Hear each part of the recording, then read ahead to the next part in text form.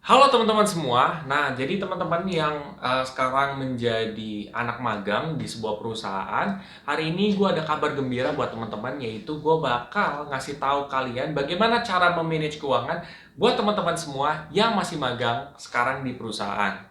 Nah, buat teman-teman yang masih magang di perusahaan itu, pastinya gajinya itu tidak akan seperti employee layaknya biasanya ya.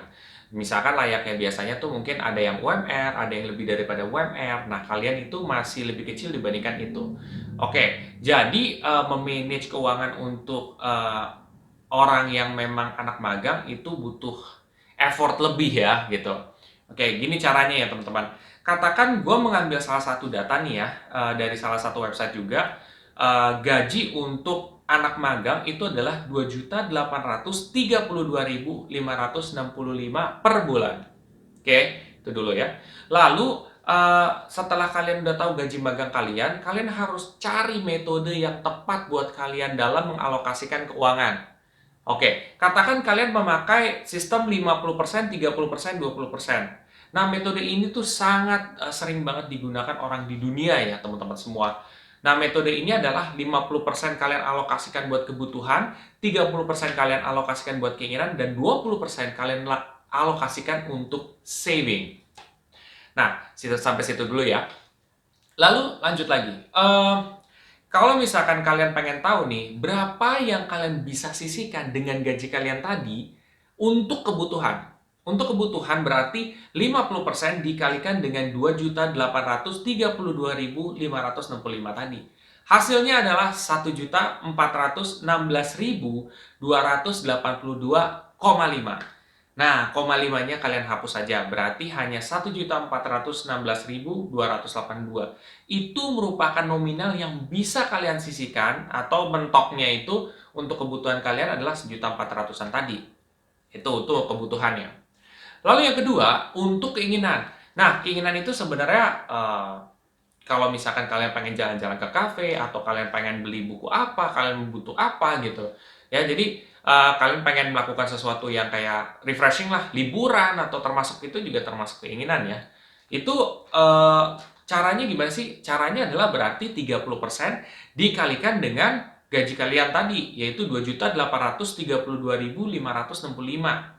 Hasilnya adalah 849.769,5. Jadi hasilnya itu adalah 849.769,5. Itu merupakan nominal yang kalian bisa sisihkan untuk keinginan kalian. Jadi 800 ribuan. Oke. Lalu kalau misalkan kalian mau saving atau kalian pengen menyimpan, itu berapa sih alokasinya? Alokasinya itu adalah 20%. Berarti 20% dikalikan dengan 2.832.565.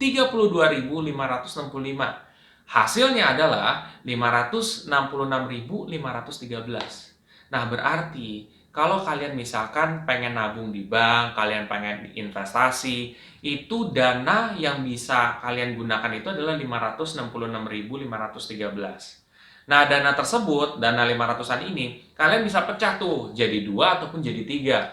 Kalau misalkan kalian pecah jadi dua, itu bisa alokasikan buat investasi sebagian, dan sebagian lagi buat kalian taruh di bank ya. Atau misalkan kalian mau pecah jadi tiga ya, misalkan kalian mau taruh di bank buat investasi sama buat sedekah. Nah, berarti kalau dibagi tiga ini jadi kecil banget ya teman-teman ya. Tapi kalau misalkan kalian merasa nih, gue kayaknya pengen ngasih buat sedekah lebih banyak nih atau lebih gede daripada porsi yang gue udah bagi sekarang. Nah, caranya adalah kalian ambil porsi untuk keinginan kalian, kalian ambil buat kalian taruh di saving tadi gitu. Itu caranya. Jadi kalaupun kalian mau ambil, itu ambil dari keinginan, porsi keinginan, bukan dari porsi kebutuhan. Karena kebutuhan itu adalah sesuatu yang wajib ya maksudnya kita penuhi gitu. Jadi nggak bisa dikurangi gitu. Yang bisa dikurangi itu adalah keinginan. Begitu pula dengan kebutuhan.